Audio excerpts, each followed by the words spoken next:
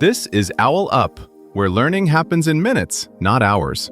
For a deeper journey, explore all our courses at owlup.co. Now, let's dive in.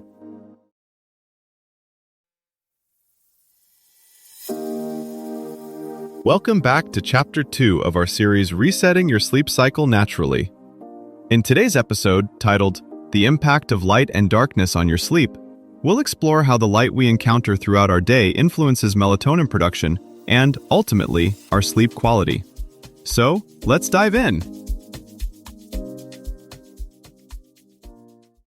You scroll through your phone in bed for just a minute and suddenly feel wide awake. Here's the twist. Your eyes don't just see that light, they treat it like a morning sunrise signal. Same bedroom, same time, but your brain thinks the day has secretly started again. That fake sunrise from your screen doesn't just delay sleep, it quietly reshuffles your whole 24-hour script. Hunger signals, mood, body temperature, even when your gut digests best, all of it is time-stamped. So when evening light drifts later and later, your internal schedule does too, and your life starts running on jet lag you never boarded a plane for. Here's where it gets tricky. It's not only how bright the light is, but when and what kind it is. Cool, blue heavy light late at night is like slamming an espresso. Warm, low light is more like turning the volume down slowly. And morning light isn't just a nice to have, it's the daily reset that keeps tonight's sleep connected to tomorrow's energy, focus, and willpower. In this episode, you'll start treating light and darkness as levers you can actually control. Here's where most people get stuck. They treat light as background scenery, not as something to dose on purpose. Yet your eyes are constantly logging light data and sending it upstairs to be time-stamped. The catch is that your brain cares more about contrast than rules. A dim apartment after a dark commute feels like evening, but the same lamp after hours of bright daylight barely registers. This is why two people under identical bulbs can have totally different sleep outcomes. What came before that light exposure changes the message your brain receives about what time it is. Most people assume, lights on, lights off. How complicated can it be? The nuance lives in how much, how long, and from where that light hits your eyes. Your SCN is especially responsive to brightness measured at the eye in lux. Outdoors on a clear morning, you can easily hit 10,000 to 30,000 lux even in the shade. Indoors, you might not crack 500.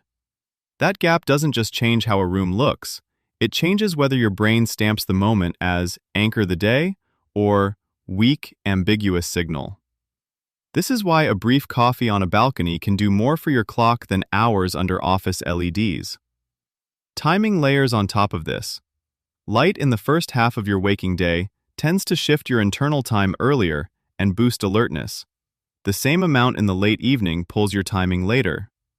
Your SCN builds a 24-hour prediction based on light history, then adjusts it slightly each day. A few nights of late streaming isn't just one bad bedtime, it feeds data into that prediction model, teaching your clock that your day runs later than it really does. Color also matters, but not in the way marketing suggests. Those intrinsically photosensitive retinal ganglion cells are most sensitive to blue turquoise wavelengths, yet they still respond to strong white light that contains blue. A bright overhead LED, even if it looks soft, can be more disruptive than a slightly bluer but much dimmer lamp placed at floor level and off to the side. Direction and distance change the story again. Overhead, face-level light has a louder impact than a small, distant source. Light that enters from above is particularly salient because for most of human history, bright overhead meant midday sun. A laptop on your knees is often less potent than a big ceiling fixture, even if it feels brighter because it's what you're staring at. Think of managing light like managing a tech device's power settings. You're not just flipping it on or off, you're choosing performance modes across the whole day. Boost here, battery saver there, so the system doesn't overheat at night or crash in the afternoon. Think of your day like a budget, but instead of money, you're spending light credits. Each strong hit of brightness early on buys you clearer timing later. Waste those credits on late-night blasts, and you'll be paying interest in the form of delayed sleep and groggy mornings. For example, someone who commutes by bike in daylight, works near a window, and keeps evenings lamplit will often fall asleep faster than a coworker who drives in pre-dawn darkness, sits in a windowless office, then relaxes under bright kitchen LEDs at 10 p.m. Same city, same job, different light budget, different sleep. Consider screens, too.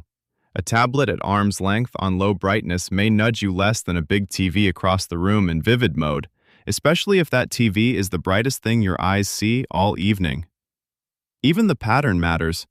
Jumping between apps with white backgrounds is like rapid-fire light notifications to your clock, while an audiobook in a dim room barely spends credits at all. A few years from now, your alarm clock may be a living room that brightens itself before your eyes open, then slowly dims your whole block at night. Offices could run light schedules the way they now run HVAC, tuning brightness for focus in the morning, collaboration in the afternoon, and calm near closing. Think of it like software updates for buildings. Instead of fixing bugs in code, we'll patch the lighting environment to debug groggy mornings, night shift burnout, and jet lag on the ground. Treat this like tuning a playlist. Some tracks wake you up, others wind you down, and the order changes the whole feel of the day. You don't have to nail it perfectly. Just notice which tracks of light leave you calmer at night and clearer in the morning. Then shuffle your routine until the daily mix fits the kind of life you want. Before next week, ask yourself, 1. Tonight, what exact time will I turn off overhead lights and switch to just 1 or 2 warm, dim lamps? And how different does my body feel when I do that for 3 nights in a row? 2. If I stepped outside within an hour of waking for at least 10 minutes of natural light every day this week, what changes do I notice in how sleepy I feel at night and how alert I feel in the morning? 3. Looking at my current evening screen habits, what's one specific change I'm willing to test for the next 3 nights, like setting a screens off time, using night mode after 8 p.m., or moving my phone out of the bedroom, and how does that shift my ability to fall asleep? This was OwlUp, your daily step forward. This series continues with more chapters on OwlUp.co. Visit OwlUp.co to access the complete course and continue your learning journey. See you there!